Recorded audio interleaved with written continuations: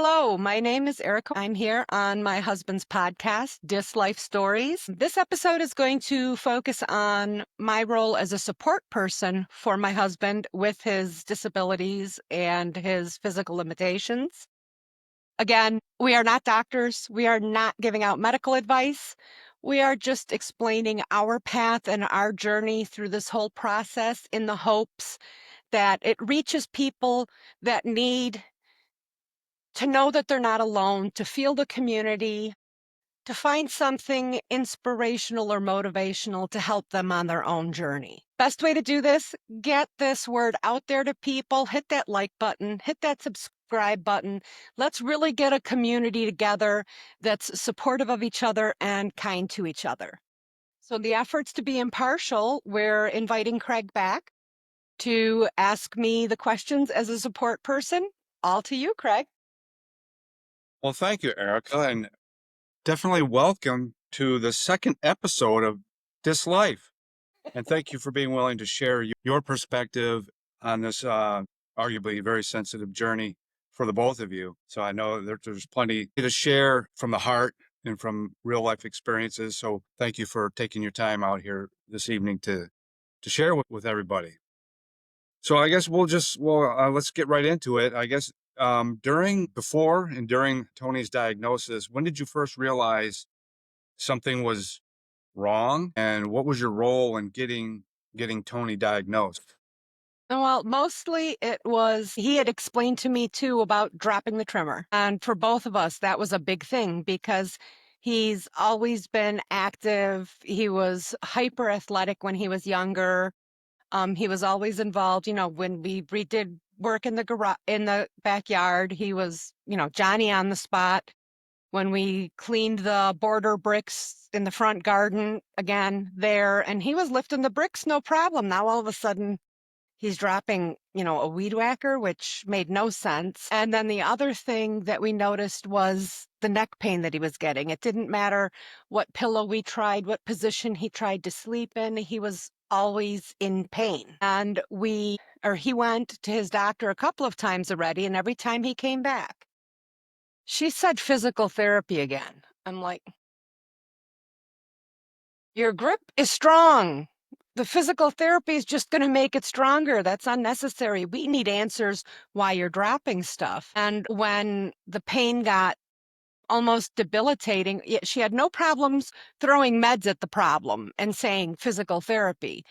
But So was this like pain? Was this pains in his hands and stuff, mostly in his or neck just his and in neck? his back. So what tipped you off? I mean, we all drop stuff. I mean, even myself, I be handling some things and all of a sudden it'll fall out of my hand. So what was the key, or what was the point where you're like, hey, I know we all drop stuff, but was it just a connection between the neck and the hand and It coordination was there? Or, just that, I mean, if you imagine the grip on a weed whacker, you have to curl your fingers under it. So it's almost like you've got a hook. So, I mean, when I hold those things, I put my nails under my palm to basically lock my hand in place. But my hand doesn't get tired from that. If I feel my hand getting tired, I stop and put it down, which is what he would do in the past. If his hands got tired, he'd set it down, he'd take a breather, he'd pick it up, but he didn't even realize he had let go. His hand just opened without the first knowledge he had that his hand opened up was when it was laying on the ground. So that's what made it such a shocking thing to both of us. It's one thing if you realize your grip is slipping or something is slipping out of your hands, but it wasn't even an indication like that. It was all of a sudden look down and it's laying on the ground and you're sitting there going, how did that happen? Then you pick it up and a minute or two later, the same thing happens again. And he would hold like one of the drinks, like from the soda fountain or something. He'd have a large. And as time went on, he could hold it less, and less. We were, the one time waiting in line for 2 or 3 minutes, and all of a sudden he's tugging my arm and shoving it at my hand saying, take this, I'm going to drop it. And the one time he actually did drop one because I watched and it was just like, and his hand opened up. And I know he's not going to sit there and intentionally open his hand and drop a drink on the floor or something. So over time, that kept happening more and more. And then still getting the same response from the doctor, we finally got, both were really angry with her. And he finally said, you better do something and do it now. Okay, so she referred him to the neurologist. So we go and see the neurologist. She talks to him. What's the first thing she does? You need an MRI. So we go and we get the MRI on his neck. And they called to schedule the follow-up appointment to go over the MRI results. Well, Tony has access to his My Chart, so we kept looking for the MRI results to show up there. And as soon as he saw them, we're sitting next to each other on this little love seat. He's got the MRI results on his phone. I've got my phone right next to it, and I am furiously Googling all kinds of words that we didn't understand what they meant. And one of the main things that stuck out at both of us, the diagnosis was probable ependymoma, possible astrocytoma. And when we looked that up, we found both of them are cancer, but they are not the kind of cancer that will metastasize. So in a way, that was kind of a relief for us both, that we knew we didn't have to worry about it spreading to his brain or his lungs or his heart. But it's cancer. It's going to grow. It's going to be obstructive. And So at that, how did you process that diagnosis emotionally and mentally? I it know a lot was, of people when they hear the C word, it's like, but it takes, sometimes it's like either numb or you just like sit there for a minute. I've got, I don't know, when things go sideways, I've got this kind of survival reflex that kicks in where I get just super laser focused, analytical, logical. It's like all of my emotions get thrown into a vault to be dealt with later until I have all the facts and I can process everything together. So for me, that was key. We looked up, we found out ependymoma is contained. The bad part is it's in the middle of the spinal cord. Astrocytoma, which was the one that scared me because it's also contained, but the way it grows, it weaves in throughout the surrounding tissue. It doesn't change the surrounding tissue, but it embeds in it. So where ependymoma had a potential surgical solution, astrocytoma does not. So I was more than anything scared we were going to hear that it was that. So then it was just going and getting the rundown from the neurologist. And we went in, we saw her, and the first thing she said is, this is the neurosurgeon you need to go and see. You need to have the surgery. You need to get it out because it's just going to get bigger. So, of course, we went to see him, and he agreed that it was an ependymoma, and it was already large enough that it was obstructing the flow of the cerebral spinal fluid, which was causing mood changes, which the meds exacerbated, but it was also causing him the severe pain because when you have imbalance in cerebral spinal fluid, it can trigger spinal headaches. So he had his first spinal headache ever, and he's complaining what's going on, and he's describing it to me. I said, it sounds like you're having a spinal headache. And because of his other conditions, between the cirrhosis and the diabetes and everything else, he can't take regular pain meds. So he's just sitting there in agony. And I think more than the diagnosis, I was scared to see the kind of pain that he was in because I know he can tolerate pain. And for him to be responding like that, the level of pain had to be, off the charts. And we were adamant. We liked what we heard from the doctor that we went to, but we also wanted to get a second opinion. And we worked our way into another office, and that doctor said, wow, I've never seen an ependymoma this big. I've never operated one on this big. We're like, yeah, well, this guy said he's done this. Oh, they have one of those machines to do the surgery. I wish I had one of those. Okay, we'll schedule your surgery. And both Tony and I were like, no, no, no, no, no, that's fine. We'll go with the first guy. I'll pass. That was pretty much it.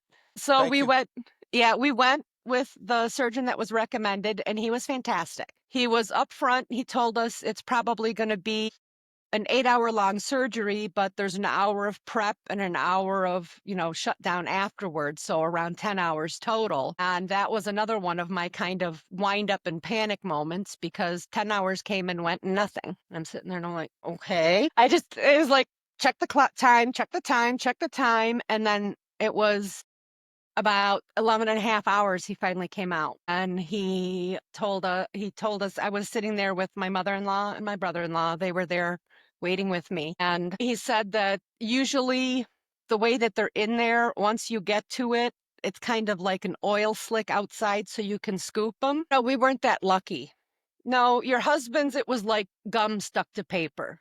So the surgeon spent 2 hours under the microscope separating everything to make sure that, you know, it's surgeons do no harm, right? And but he got it all. We've gone in the first year, it was every 3 or 6 months, and now he's like every 6 months to a year getting an MRI of the area.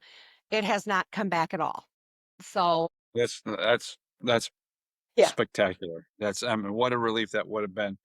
Oh, you've gone through the discovery process, Hmm. hey, something's wrong, and Yep. then you've gone through the testing process, and you've gotten to the surgery, and you've gotten past the surgery, and it's kind of like a breath of fresh air because Yes. they got it, they were able to get it all. So now I guess you move into kind of the recovery and the care. Yeah. Obviously, he would need caregiving. So what was your experience like as the caregiver, and your responsibilities really before, during, and after the surgery?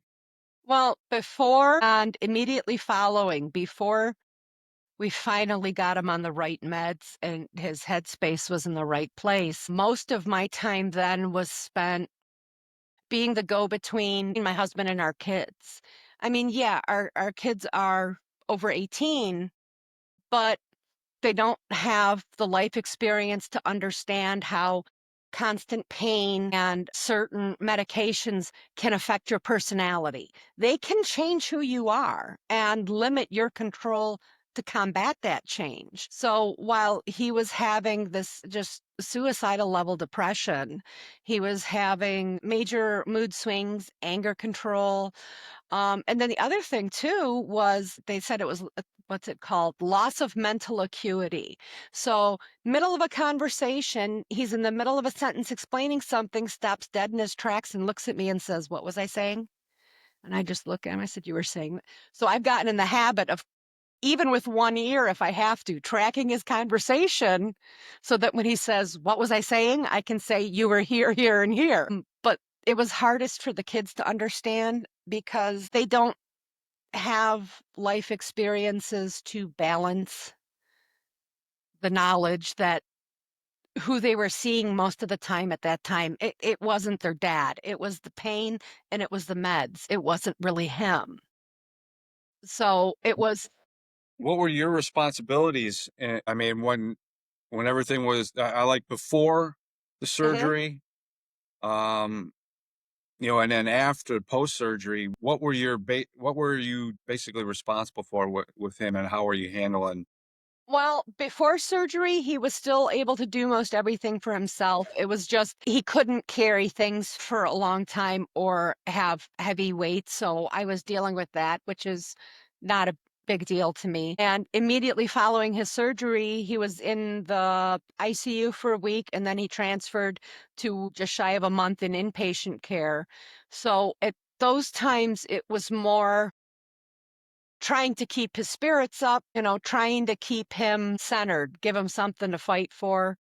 And I'll tell you, it's hard when someone is that upset all the time and you get a lot of that anger coming at you. It's hard to bury I'm going to knock you over the head with a frying pan. Or just there were times I couldn't and I just said I need to step away and I would step away and get in the car. I mean, there was one time he was so angry when he was leaving the house and it was on a weekend and he was going to get in his car and I grabbed my purse. I just knew I had to follow him and I knew I had to be in the car with him. I don't know why. I just knew I had to be there. So I chased him and slid in the passenger seat before he could take off. And we're driving, and he's taking his aggression out while driving.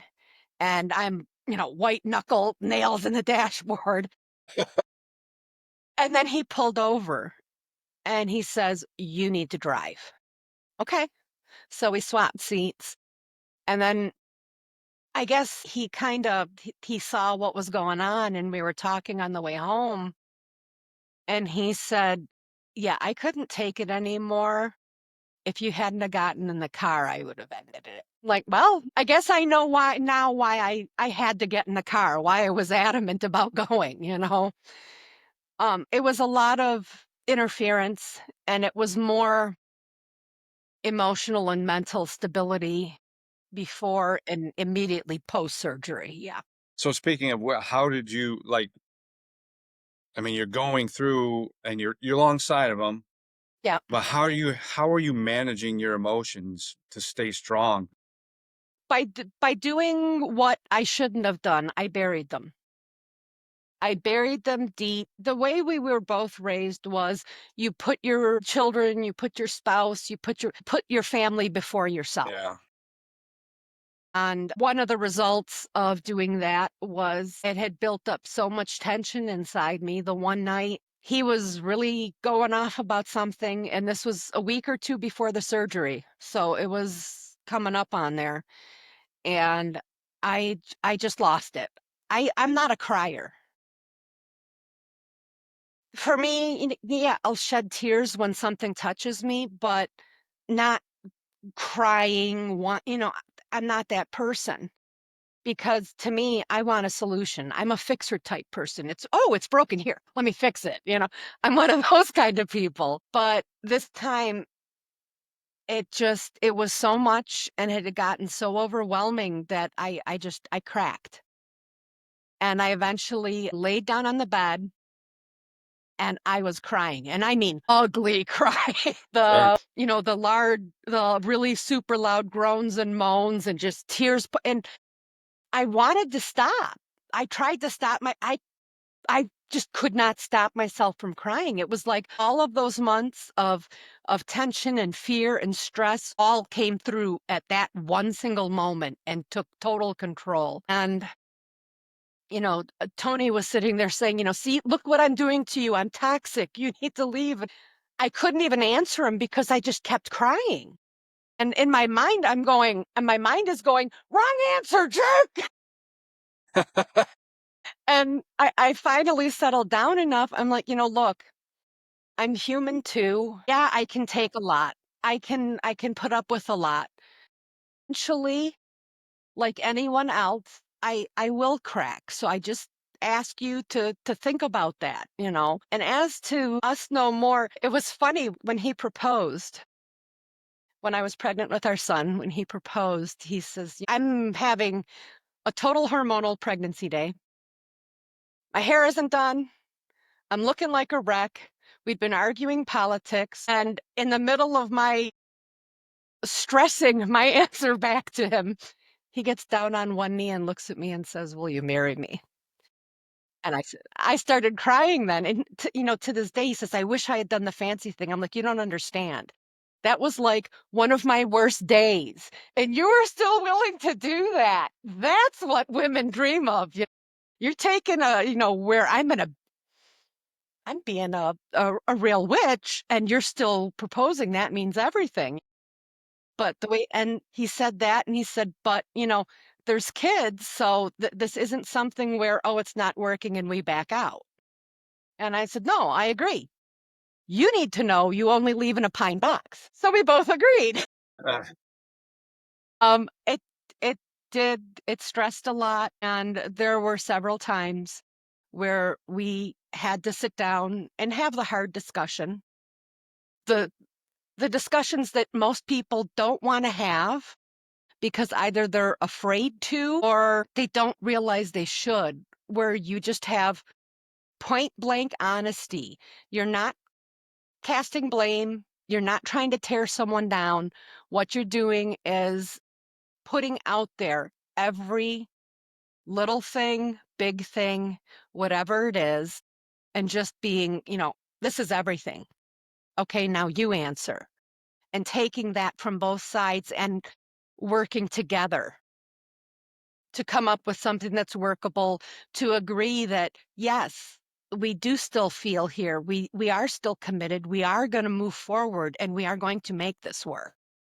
So do you feel now that you've been so far on the other side of the surgery, I wouldn't say the journey because the journey is Yeah. still ongoing, but would you say that you have, from an emotional perspective, is there healing or relief, and are you able to manage the emotions Yeah. Yeah. better, or Well, it's not so much better as it is differently. okay, You don't have to bury those bad feelings that you get, sure, right, but I the agree. healthy thing to do is if it's not good to be around someone else, what I found for me, what works, I can let those emotions out, but I don't want to be around other people when I do that because in that type of mindset, I could say things, I could behave in such a way that would hurt someone else. So I take a step back, I take some time to myself, and I let the emotions go through me. I'm not going to bottle them up because I saw the damage that that did. And I need to be at my peak game to help Tony with what he needs help with too. And he does a lot of the same now. When he feels that anger building up or he's not happy in the situation, he'll take himself away from everybody and like hole up in the bedroom or something, and he'll spend time there because he can recognize now how it impacted all of us when he was there. And I mean, it wasn't his intention to be hurtful to anybody, but that doesn't change the way it's received by the person that's there with you. Absolutely, yeah, because it's still real. It still has to be dealt with. Yes. So, Yeah. yeah, I get it. So, were there any moments that were especially difficult or even unexpectedly meaningful? Well, difficult? Yeah, there were a lot of those. Any particular thing that sticks out the most? When I went to the inpatient rehab for the first time post-surgery and saw him walking, I was crying when I saw that, just Uh, because he had been so frustrated because they wouldn't let him get out of bed unless a nurse was there with a gain belt. And he's such an independent cuss, telling him he can't do something is not a good idea. But I got there and okay, it was the bars, but he was still walking the bars. And then the next week, he and I were going through this track that they had where you go down a ramp, you go upstairs, you go down, and he was doing it. Someone there just as that added safety measure because his balance was still, it could get tricky. It was easy for him to fall. And the problem is if he falls like next to the couch or something, he can brace on the couch to pull up, but if there isn't something like that around, he can't get up from the floor. He's stuck there until someone comes to help him. is So, that uh, still yeah. Yep. the Yep. So I mean, it's like he mentioned, I think he fell the one time in the shower. I couldn't get the right angle or leverage to help him up. So we had to cover him up and call our son in. And he's like, "What?" I'm like, "Dude, I can't do this. I am trying to lift your dad up and I can't get the right leverage and angle." And, he got in there. He was able to lift him the right way and get him up. And it's just, I don't have a fear of him falling nearly as much anymore because I we go places and half the time he's walking quicker than I am because I have flare-ups with the bursitis in my hip. So he just takes off and I'm just sitting there going, really? But as to down steps, it was a lot of frustration. One of the things that none of us really think of when you're eating a meal, when you're picking up a fork and knife, you're not looking at your hands.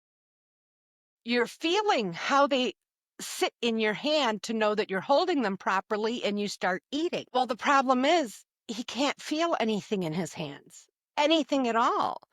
So, knife and fork, he doesn't know if he's holding them correctly. And it makes it difficult.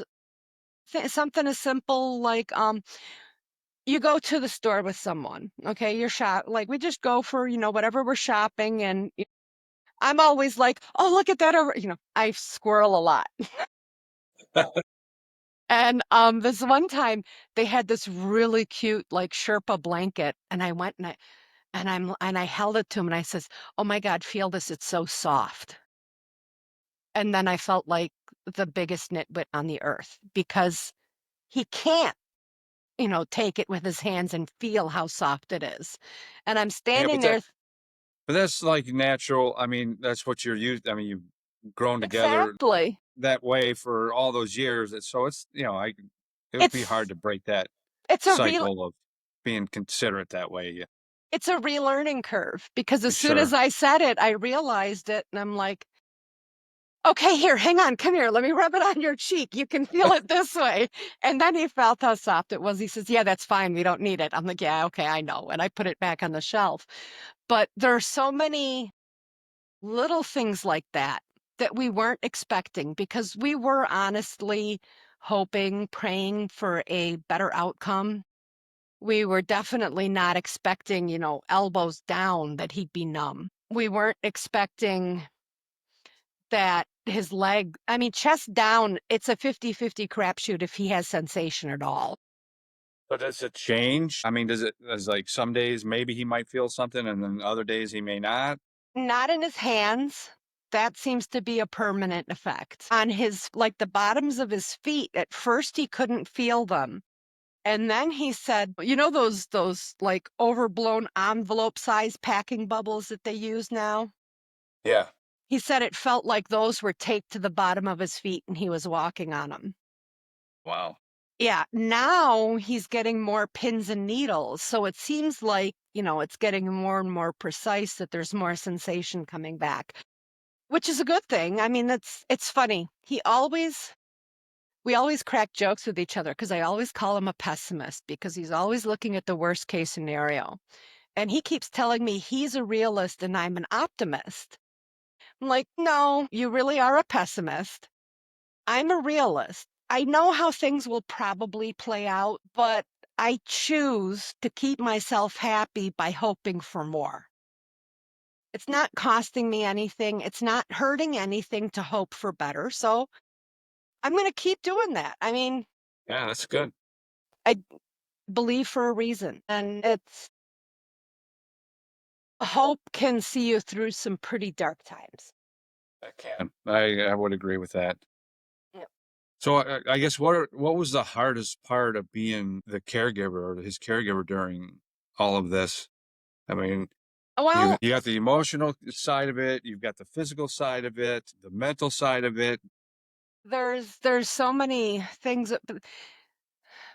there's both sides. There's problems that come with it and there's also rewards. One of the rewards is it has forced us to communicate with each other better. And honestly, we know when we're saying things, we're not saying them to be hurtful. We're saying them because this is how we feel. We want to share how we're feeling with each other, and this is the honest truth of it. So let's find a way to navigate it all. So that's been a definite plus side overall. But it's annoying as hell for him not being able to do all of the stuff himself. I mean, wants to get in the car and just go and drive. He can't because he doesn't feel comfortable doing that. You know, um, Right. he wants to go and grab himself something out of the kitchen. He's got to consider, well, how am I going to be able to carry it? And then from my perspective, I was a lot more concerned when he first came home because since he's been home, he has made improvements. It's baby steps, but it's still improvements. Like I'm not concerned so much about his balance anymore. There was one time we came in from the back deck. And when you come in, there's this tiny little square landing where it goes down to the basement, or you got the door that leads into the kitchen.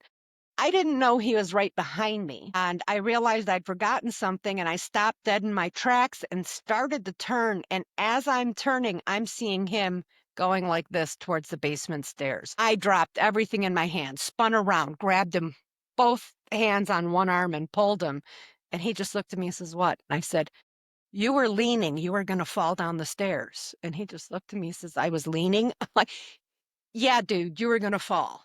So let's get you here where and now, no, now that doesn't happen. Now he would be like, what did you stop for? You're in my way, move. Which to me, it's safer. It puts me in a happy place to know that I don't have to worry about that happening. But it is stressful too because, I work a full-time job and, I come home from that and he's been stuck here most of the time alone for most of the day. And So do you worry about him when you're at work? I mean, is he progressed enough where you know reasonably that things are gonna. I'm not worried physically. I'm worried more emotionally because he's always been a social person and likes that interaction with other people. And he's not getting that the way that he used to when he was working. He's not getting that the way he used to when he could just get out in his car and drive. So my concerns at this point are less physical and more emotional and mental for him. So Oh, how did this change your relationship with him during all this? well, it felt before all of this, first, Do you before, feel like you've drawn closer together yes. since this has Oh, happened? God, yes. So much more. It felt like before all of this happened, it almost seemed like we were kind of starting to just drift and just going through the motions. And the funny thing is, his ependymoma wasn't the first cancer that either one of us got diagnosed with that year. That same year, he also had a basal cell carcinoma removed from the top of his head, the size of a $50. And I had 3 or 4 precancerous polyps removed. And 1 week before his ependymoma surgery, I had a very aggressive leap. It's like basically a laser scrape of the cervix for precancer. And the doctor said it was a very large area. I says, well, are you talking large enough that you want to just take everything out? And he said, no, let's try this first and make sure it stays away. So here we are, 2 people that have always gone and done things and been active. And in the span of 1 year, we got the C word in our lives 4 times. It was a test. Yeah, well, it's funny because sometimes adversity that we experience in our lives, it'll do one of two things. It'll either cause you to go in a negative direction, Yep. or it will cause you to learn and develop more perseverance and more strength emotionally. And and as a couple, it sounds like it's strengthened your marriage or your relationship with each other. So I guess that's, I don't like to use the term silver lining, but I mean, that is definitely a byproduct of what's arguably a negative thing, right? But there's a positive that has absolutely been realized out of it. So Oh, that's a yeah. blessing. I mean, I like to think that we would have found our way back. But as hard as it's been going through all of this with some of the arguments that we've had, there was actually one time where Tony was pushing more for a separation. And I kept pushing back at him. And I finally understood why he was doing it. He hadn't switched meds yet. He knew he was hurting me and he was trying to push me away so that he would stop hurting me. When he finally, that last push that I got from him, I just looked at him and I said, I'll be on. He says, look, we can split up and we can be friends again. I said, let me be honest with you. If we go that way, you and I will never be friends again in this lifetime because for me, and for you too, think about it. Be honest. It's a knife right through the heart we'll never recover from. It couldn't happen that way. And I remember he looked at me then and he kind of smirked, the grin that I remember from, from all the years we've known each other. And he looked at me and says, well, then I guess we better make this work. And I says, yeah, I think we better make this work. And it was consciously acknowledging everything and agreeing that, yeah, we are worth fighting for and both agreeing we're going Absolutely. to keep fighting for us. Yeah, that That's was, awesome. it So was. to make it more personal, what did you in this journey, what specifically is there something that you recognize that you learned about yourself? Yeah, I learned that I need to listen when my emotions or my body is telling me, you need to stop, you need a break, you need to step back. Because, for me, it's always been, oh, push through it, get it done, and worry about it later. Did you have a Well, support system in all that? I mean, at the it's big, one thing to try to, oh, I'm going to step back, but I know personally, speaking for myself, yeah, you try to be strong, you try to handle it, you try to, suck it up, yep, cupcake. yep, There's always that we all need somebody that we can yes, lean on. Not yeah. talk about, all of our problem, but just to have somebody there to that might just to listen. So what was your who or what was your coping mechanism and how was your support system? Well, more before, actually, through the whole journey, my friend Michelle, Jesus, she's got a lot of stuff going on in her life too. In fact, we've asked her to be on the same podcast because of how much she has going on in her life. So, in a way, it made her the perfect sounding board because she could come to me and tell me everything going sideways in her life. And I could come to her and I could vent. And she would sit back and say, okay, but I know you both, and I know he's not like that. So maybe you're just understanding it wrong. And he meant it like this. And it got my mind going, yeah, I did take that the wrong way, didn't I? It was back and forth between her and I. And, she's busy too. So it's hard for us to get the time to spend together. We always have a blast when we're together Well, because that's good though that you have a friend that can actually yeah, challenge you and challenge what you're thinking, even though I mean, because when you're in the heat of the battle and it's an emotional thing and it's heavy, I mean, there's a tendency to not be able to rationalize um, realistically. So then to have somebody that's away from it, that's not yes, like intimately involved with it, though they kind of are because you're your friend, but yeah, they're not they don't know all the little nuances, but right. it's great to have that sounding board that can challenge you and say, hey, wait a second, just like you're mentioning that Michelle did for you. That's awesome. Yeah. Well, I mean, we played that to each other, and the benefit being as time goes on and the more Tony and I talk back and forth, yeah, there's still things that he does that annoy me. There's still things that he says that annoy me.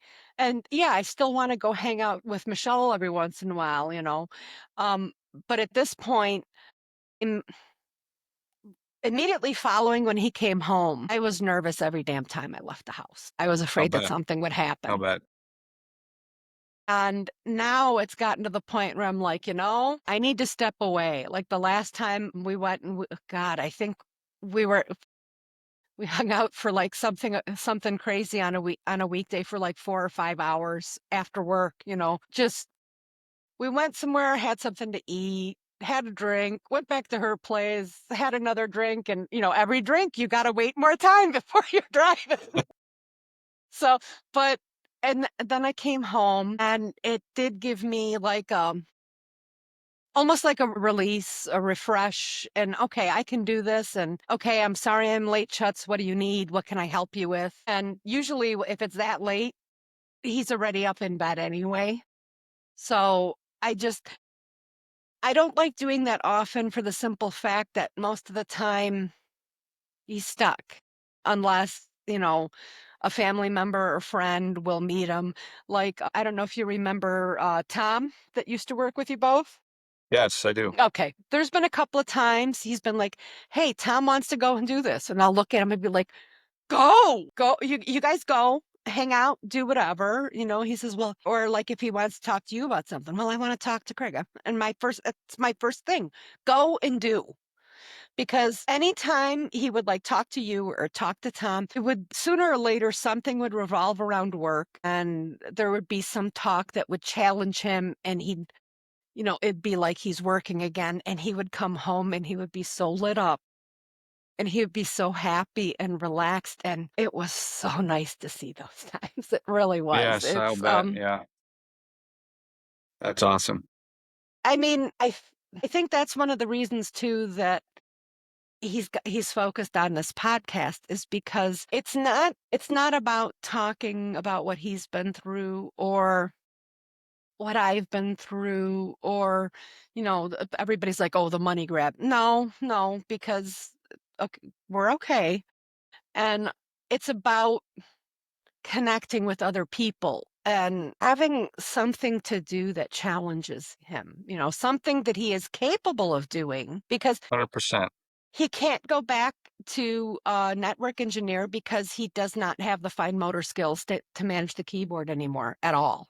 He has a hard time with a mouse. Same thing. Even we went and bought a vertical ergonomic mouse, and he still has problems with that too. So it's got to be something that he can do on his own time schedule. And why not put that to use in a way that could help others? Because it's in his nature to help other people too. So it fills so many of these boxes of things that were taken away from him. It's a good deal. It's definitely, I couldn't agree more. And it's definitely an amazing out for him because when you're sitting, idle and Hmm. you're struggling because your motor skills are not like the way that they used to be, but the brain is still going a million miles an hour and it needs to do something and have an out. And, I've seen a lot of challenged people. I don't know if Tony shared the video with you, but there's an evangelist that Okay. I am familiar with that was born without arms or legs. And Wow. he's a full grown adult now and he's just Okay. out. He's, you know, ministering, but I just, I can't imagine the challenges. I'm now granted there's a difference between that a little bit because you don't know what you don't know at the beginning, right? Now Right. it's not like something was like he had something and it was taken away from him. It was something that he never had. Right. So the effects are a little bit different, but not, but it's pretty extreme, let's be honest. It is So very then having, extreme. Tony having the ability to do what he did in an engineer and an excellent engineer he was, still is, because it's all really all up here anyway. Just because he can't do anything with his hands doesn't mean he can't do something with his brain, which is what this podcast I think is in sharing and giving other people an opportunity to do the same thing. So I think it's wonderful. So I guess what kind of advice would you give somebody else who's getting ready to be a caregiver like yourself in the same type of environment or situation? What kind of advice would you give them? Well, on the sarcastic side, it would be buckle up, buttercup. It's a heck of a ride. On the honest side, don't set expectations for yourself or the person you're supporting because any That's type of good. expectations you have, it's going to hamstring you and it's going to come back and bite you. You Yeah, you're gotta, setting yourself up for disappointment, yep, really. you gotta be able to adapt on the fly, But the other thing, 200%, both of you have to be 100% honest with each other about what you're feeling. And when you're discussing those feelings, you can't take offense to what the other person is feeling. They're trusting you Yeah, that's to good. express their feelings. You have to listen. It's not to hurt you. It might end up hurting you. Deal with it, you know, cope It with it sort of and is what it accept is it. at that point. But without the full frontal honesty, you're going to run into a lot of issues. Because I Sure. mean, one of the hardest things for Tony was he was so resentful and angry. And I actually I called him on the resentment the once and I says, I'm going to ask you a question. And again, you got to be honest with me. You resent having to rely on me for all of this. And it was like he was going to say, no, no, no. I said, just take a minute, think about it, and be honest with me. And then he took a minute and he looked at me. He says, yeah, you're right. I do. And it was funny because it was a week ago where he says, I've refined what I thought then. And I've been able to isolate it further. It wasn't that I resented you. I resented having to rely on anybody because I couldn't do it for myself anymore. And that's one of the things that you need to do. Challenge them to face the things that they're not seeing. Like when he was so angry all the time. And we talked, we figured it out about the meds, we switched the meds, and there was a change, which thank God there was a change because that was definitely needed. But there were still so many emotions. And we talked, and I stressed the need for him to seek professional help from a psychologist. And then he found the one where he was going for outpatient rehab. And one of the things she got him to turn around and face was, yeah, you're allowed to be angry. Yeah, be grateful that you're still here. Be grateful that you're not a quadriplegic. But you're still allowed to be angry that this happened to you at all. I mean, it's it's all you have to have the balance. If you're not sad, you don't know what happy is. You know, I That's true. you can't and that's facing that, it's almost like letting the emotion pass through you then, and then you can move on with a less weight on your heart, so Because to any speak. other way, if you don't allow that to cycle and go Mhm. through, because you're right, you can be angry about the situation. Then if you don't allow yourself to do that, then you're just stuffing what really is there, and it's equally as toxic and as negative as what you're going through in the first place.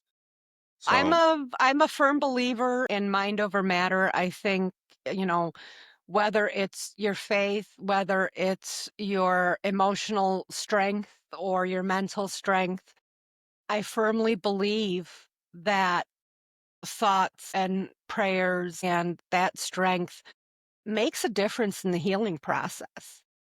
I mean, I after our son, I had a bunch of complications. They told me, "Oh yeah, 3 to 4 months for you to heal up." Yeah, a month and a half, and I was fine because I didn't sit.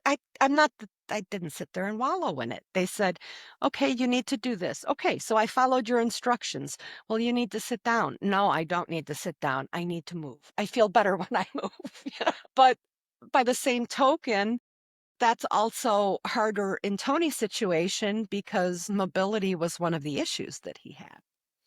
So you got to find the way to find that strength that, and I'm grateful that we have a friend like you that was standing the whole time, holding out your hands for us to hang on to, and we appreciate it. appreciate you both very much. So Erica, as we're getting ready to wrap up our time together here, just one last question for you. If you had to go back to the beginning of the journey, what would you say to yourself? Let your emotions go through you. Don't bottle them up. Feel them and let them go. Don't bury them.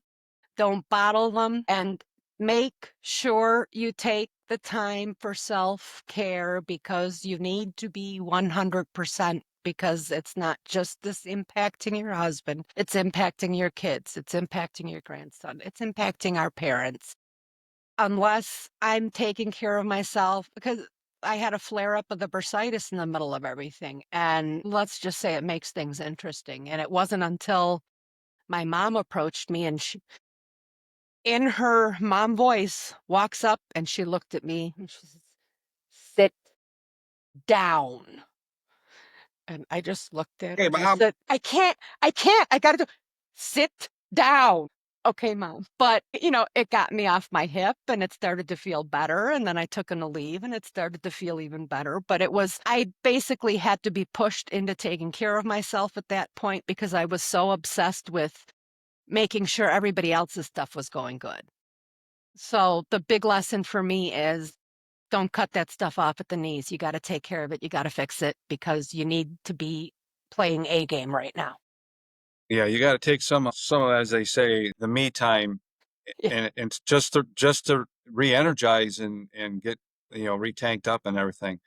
But Erica, thank you so much for sharing your experience and sharing your thoughts and sharing your heart here on this second episode of This Life. And we appreciate everything that you shared with us. And you and Tony are a special couple. So thank you so much. Thank you for coming back to ask these questions, Craig. We appreciate that as well. Thank you so much. And to everybody else out there, I hope that you found something of value, something inspirational, something motivational, even if it's just a community with one person to know that you're not alone. Someone else out there is right there with you, has felt the same way. It's a scratch fest, but you can work your way through it. Spread this word to more people. Hit that like button, hit that subscribe button, and looking forward to the next episodes. Thanks again, Craig.